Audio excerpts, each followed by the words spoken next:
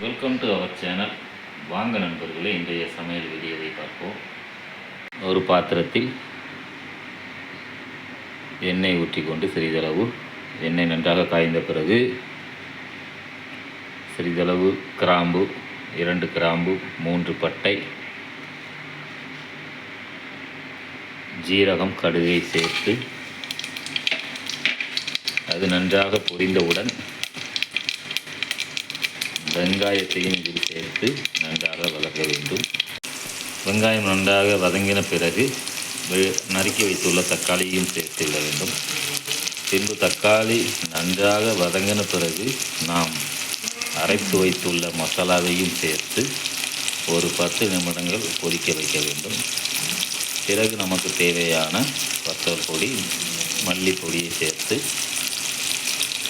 ஒரு 5 நிமிடங்கள் கொதிக்க விட வேண்டும்.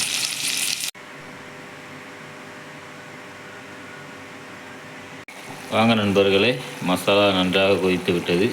பிறகு நம்ம இதற்கு தேவையான மஞ்சள் பொடி, மல்லிப்பொடி, வத்தல் பொடி, முட்டை மசாலாவை சேர்ப்போம். பிறகு 5 நிமிடங்கள் கொதிக்க விட வேண்டும்.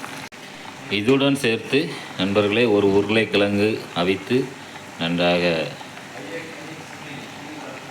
குழஞ்சி போட்டிருக்கிறேன். அடுத்து ஒரு முட்டையையும் அடித்து வைத்துள்ளேன்.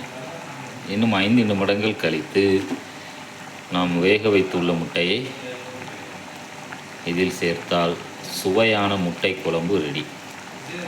வாங்க நண்பர்களே, ரெடியான பிறகு பார்ப்போம்.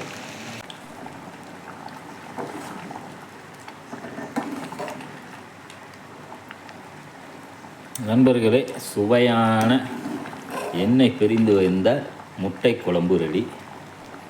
வாங்க எல்லோரும் சாப்பிடுவோம். என்னுடைய வீடியோ பிடித்திருந்தால் லைக் பண்ணுங்கள், ஷேர் பண்ணுங்கள். என்னுடைய வீடியோவை மறக்காமல், என்னுடைய சேனலை மறக்காமல் சப்ஸ்கிரைப் பண்ணுங்கள். ஓகே ஃப்ரெண்ட்ஸ், பாய். மீண்டும் ஒரு வீடியோவில் உங்கள் அனைவரையும் சந்திக்கிறேன். ஓகே, பாய்.